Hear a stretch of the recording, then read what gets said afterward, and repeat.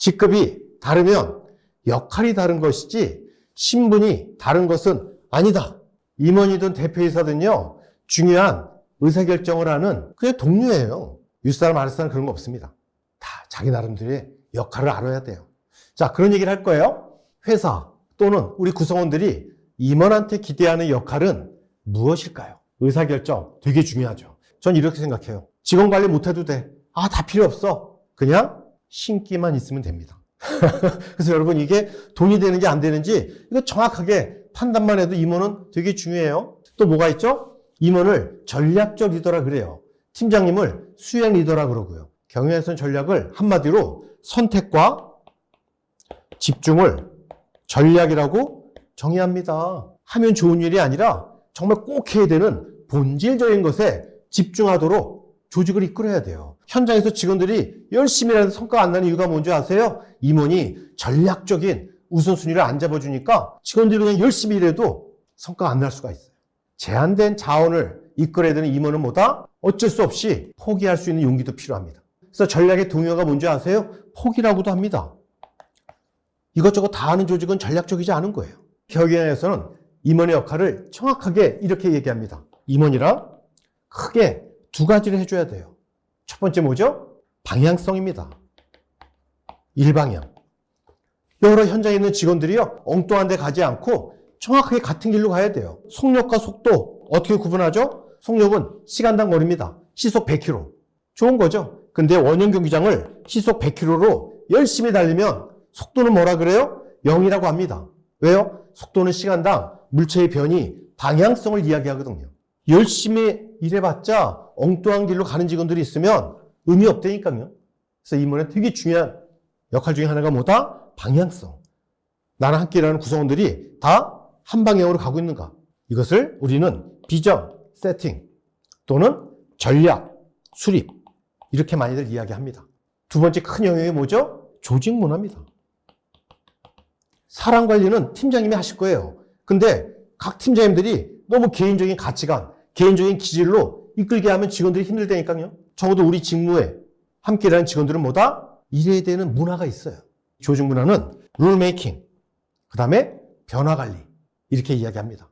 이 두 가지를 할 겁니다. 방향성을 어떻게 임원이 세울 것인가, 그리고 조직 문화를 어떻게 만들 것인가. 자, 바로 가죠. 비전 세팅. 비전은 조직이 중장기적으로 지향하는 목표, 가치관, 이념을 통칭하는 건데, 비전 세팅의 시작은 우리 직원들이 내가 하는 일에 대한 가치, 자부심을 내가 만들어줬나? 이건 리더의 역할이에요.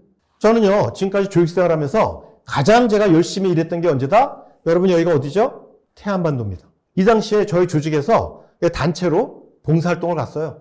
가기 전까지도 짜증나는 거죠. 근데 꼭 가야 된대요. 그래서 갔어요. 근데 제가 깜짝 놀랐잖아요. 태안반도가 너무 그냥 훼손되어 있는 거예요. 더 놀란 게 뭔지 아세요? 이미 많은 기업에서 와서 봉사하고 있는데요.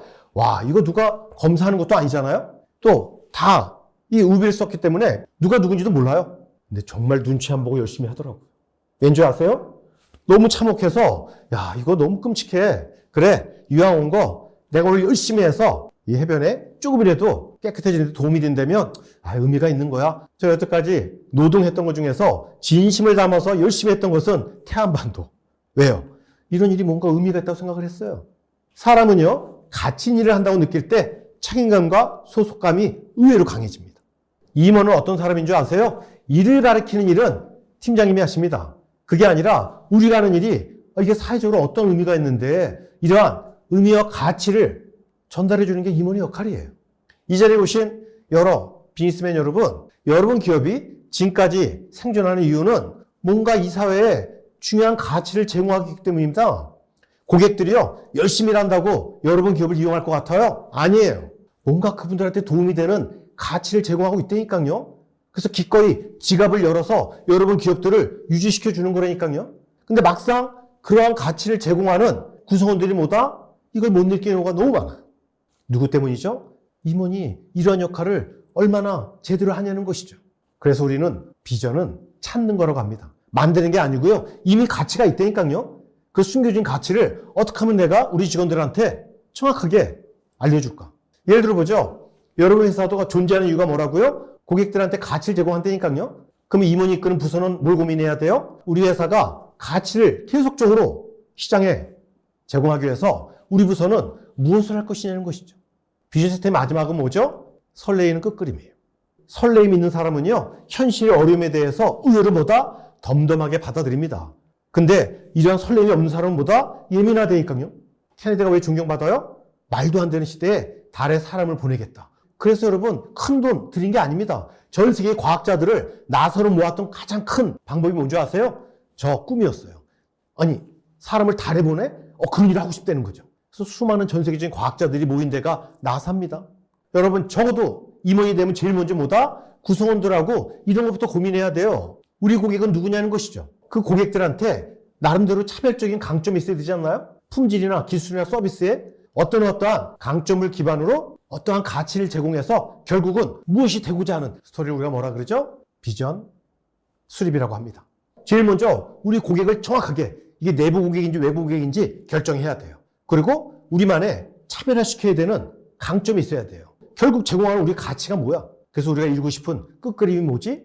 이거에 대해서 구성원들이랑 같이 한번 머리를 맞대고 비전을 만들어 보는 것이죠. 어려운 게 아니라는 것이죠. 이러한 비전을 위해서 우리 조직은 매출을 어디까지 해야 될까? 부서마다 다르겠죠? 생산부서는 이러한 비전을 위해서 올해 원가 절감은 이 정도는 해야 됩니다. 자, 이런 비전을 만들고 나서 우리가 그러기 위해서는 생산성을, 이게 뭐죠? 우리가 흔히 말하는 연간 목표인 거죠. 우리 부서의 목표는요, 이러한 비전 세팅을 하고 나서 이러한 비전을 만들기 위해서 우리가 품질을 어떻게 해야 될까? 고객 만족을 어느 정도까지 해야 될까요? 2단계로 가는 것이 올바른 프로세스라는 것이죠. 밑도 끝도 없이 그냥 매출 정도 합시다. 짜증나죠. 왜 갑자기 이러는 거야? 여러분, 또 말씀드려요. 뭔가 사명감과 설레임이 없는 사람한테 높은 목표는 뭐다? 그냥 짜증이고 스트레스라니까요. 이처럼 우리 조직이 존재하는 미션과 우리가 꿈꾸는 비전을 기반으로 구체적인 새해 목표를 수립했으면 좋겠어요. 두 번째, 핵심만 말씀드릴게요. 우리가 이 일을 제대로 시장에 가치를 제공하려면 이 역량이 너무나 중요해. 근데 이게 마침 경쟁적인 우위도 우리가 있어. 이게 핵심 역량입니다. 근데 이거만 하면 안 된다니까요. 여기에서 중요도는 되게 높았어요. 근데 다른 경쟁 조직하고 비교해봤더니 우리가 그다지 차별화 우위가 없어. 이거를 바로 여러분 조직의 개발 역량이라고 합니다. 우리가 말하는 역량은 이 두 가지에 집중해야 돼요. 차별화되고 필요한 것은 열심히 더 키우고요. 정말 중요한데 아직도 우위가 없어. 그것은 빨리 개발시켜야죠. 역량을 가지고서 우리가 차별화된 가치를 제공하는 겁니다. 내부 고객이든 외부 고객이든. 야, 너희 조직 어떠니? 뭐 일할만해. 재밌어. 크게 부담스럽지 않아. 건강한 조직 문화예요. 야, 너희 조직 일할 때 어때? 짜증나. 막 눈치 보이고 위험한 조직 문화예요. 사람 책임은 팀장님이 하시는 거고 그 팀의 조직 문화는 임원의 책임이에요. 하루 전에 휴가를 올린 직원이 있어요. 아니, 갑자기 이렇게 올리면 안 돼. 거부한다. 휴가 어쩔 수 없지. 뭐 휴가는 자기 권리니까. 이런 일이 벌어지면 어떤 일이 벌어지죠? 야, 저 팀은 되는데 왜 우리 팀은 안 돼? 이건 조직 문화가 위험한 거예요. 일관성이 없는 거예요. 뭔가 예측 가능한 한 룰을 임원이 안 만든 거예요. 여러분 신뢰는 다 아시죠? 잘해주는 게 아니라 상대방의 행동이 예측 가능할 때 생기는 것을 신뢰라 그래요. 조직 문화는 예측 가능해야 돼요. 그때 야, 이거 어떡하지? 그러면 안 돼요. 그래서 임원이 이런 문제가 생기기 전에 룰이라는 것을 미리 구성원들과 협의해서 만들었어야 돼요. 예측 가능한 룰이 없기 때문에 생기는 문제예요. 그래서 임원은 뭐다? 이렇게 각자 리더가 개인적인 가치관으로 결정하지 못하도록 예측 가능한 룰을 만들어야 돼요. 여러분, 협업이 강한 조직은요, 왠지 아세요? 제가 발표한 글이 있는데 협력과 협업을 정확하게 구분해주는 임원이 있더라고요. 협력은 뭐죠? 선의로 도와주는 겁니다. 오래 못 갑니다. 협업은 뭐죠? 반드시 평가하고 보상한다라는 룰이 있는 거예요. 많은 기업에서 요즘에 그래서 공헌지수, 협업지수라는 평가 요소가 있다니까요. 룰에 있기 때문에 여러분, 이 정도는 해야지 나도 보상을 받잖아. 이럴 때 움직이는 게 협업도 맞아요. 룰은요, 자음 배분, 또 우리 직원들이 회의할 때, 협업할 때, 보고할 때 어떤 행동이 필요하지? 이러한 우선순위와 원칙과 기준 꼭 임원이 고민해야 돼요.